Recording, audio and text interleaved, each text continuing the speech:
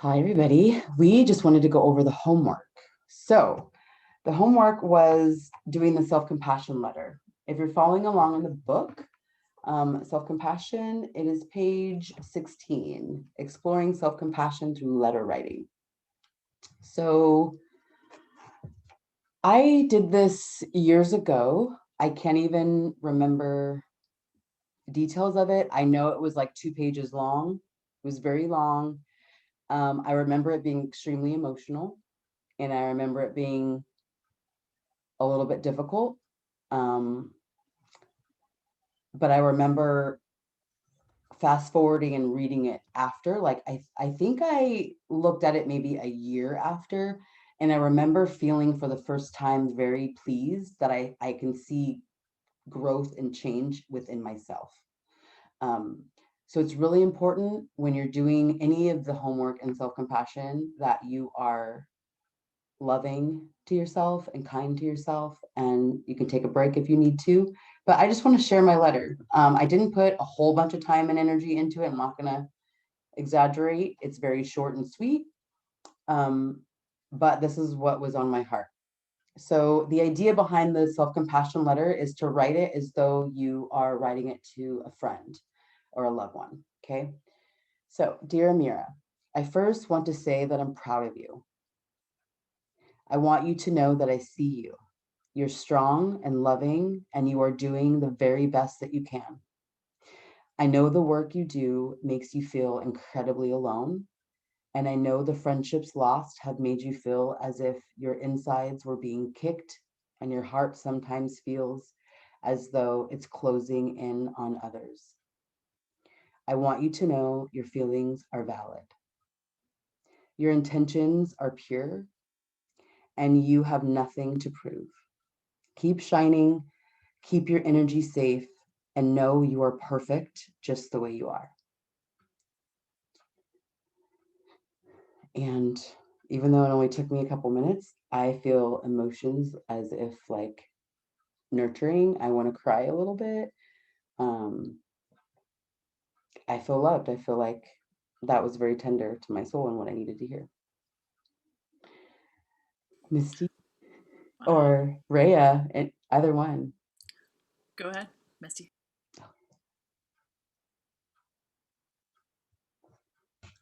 Well, I don't want to follow that. That was beautiful. No, no, I'm just teasing. no. I'm not teasing. It was a beautiful letter. And I really appreciated what you said because I had been putting off the letter just for comfort and convenience. And what you said about just taking a couple of minutes, that was what I used to get myself motivated to do it, was just take 5 minutes and write it out. I guess that's another message in my head, right? It needs to be a perfect letter. Um, and instead, I just said, it doesn't have to be perfect. Just write a note to yourself. And and so that's how I got it done. And I agree. I don't want to share mine because it's a little more personal, a little more personal to me. But um, it was words that I needed to hear. And one of the things that I did take from the book and put in my letter is what she says in the exercise, which is love, connection, and acceptance are your birthright. And that was very powerful to me. And, for all the people that may be like hesitant to start, maybe start with that sentence and go from there.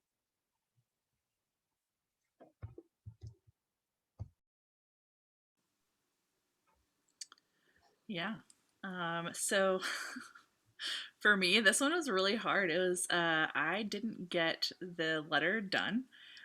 Reading over the just the instructions, because it tells you in two parts. It tells you like part one, do this, and then part two, do that. And like part one's like, think about this area that you like really struggle with, or like that you feel a deep shame over or whatever. And then the part two is like to write a letter to yourself from the perspective of like a really close friend. And like immediately my thought was like, Amira is like telling me this letter, but it's just like the whole concept just like as soon as I started like realized what the letter was about or like what the exercise was going to be, it was like just crying and like really overwhelmed by the idea of like needing to be genuinely kind to myself, or like to genuinely give myself grace, or to focus on that. Like, it's one thing to do it in the moment for a minute, you know, like in a situation to be like, oh, you know, you're okay, like you're just human, you're gonna get through this. But like to sit down and like focus on like all of those things, and to like give myself compassion for an extended period of time, was just like really overwhelming to even start to process. So that's where I'm at with that. I want to honor and acknowledge you, Rayah, and anyone else following this book club, that this work is your time. It needs to be done on your time. So not beating yourself up over not completing an assignment is, it's totally valid. We need to love ourselves through the uncomfortableness, through, there's no such thing as perfection. So I appreciate you for, you know, telling us that you didn't do it and loving yourself through it, for sure. Speaking of loving yourself through it, after we wrapped up our first section of the video, of the recording, Misty brought to my attention that I had said something that could be triggering or upsetting to people. When I was describing doing this work by myself, I said I'm the only one doing the work by myself within my congregation. I just want to clarify something. When I said I'm the only one doing the work, what I mean by that is I'm the only Black person within the entire congregation that is actively doing anti-racism work every single day. And not only am I doing the work every single day, I'm also doing the internal work every single day.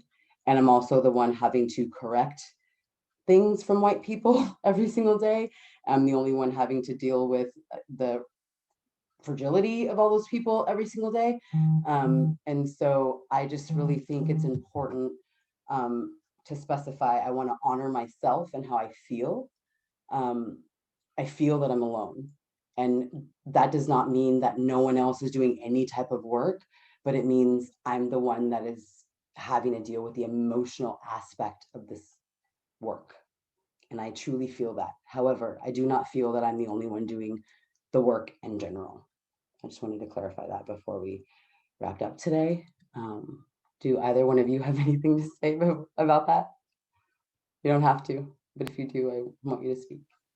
No, no, when you said that, it was just like, I wasn't even offended, even though like I'm part of your congregation, and like I could have taken that as like, oh, Amira saying I'm not doing the work too, because technically I'm a part of the congregation. But no, like the layer and level of emotional labor and the cost to you as a person is something beyond any of us are really paying or can get. You know, we're a largely white congregation.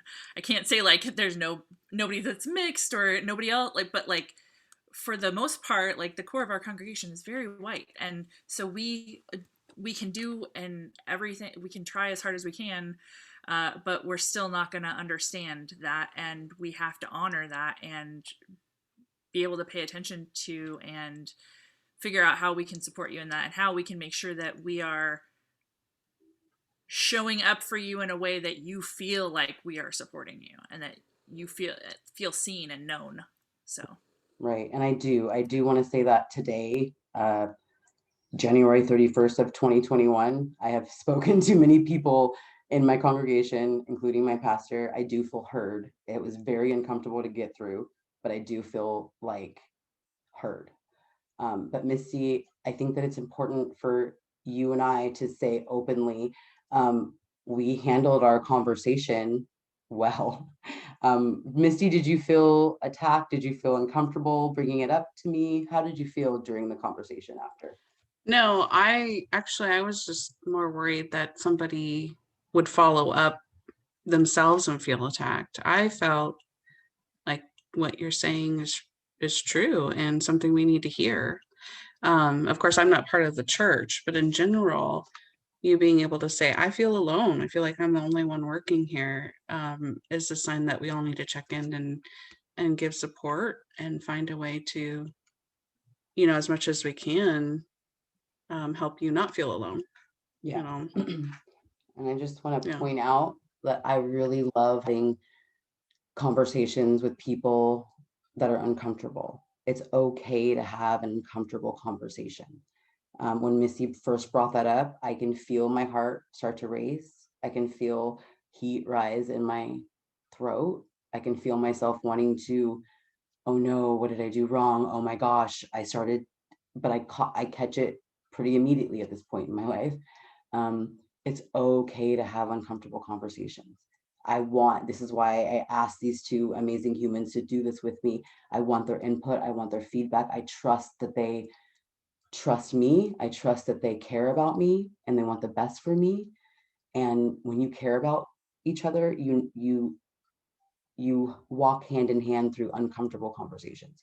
And that's a huge part of what I wanted this book club to be about, is learning to love yourself through difficult conversations so we can end white supremacy. Heck yeah. All See, I right. said heck. Yeah, see, we're getting better. there'll be a few beeps in the first one, but that's okay. I thank you both very much. And if you guys watching want to do the homework, the love letter to yourself, please feel free to do it. If you don't want to do it, it's fine. If you have comments, whatever you want to say, we're here for you. We love you. And we will see you soon. Bye. Bye.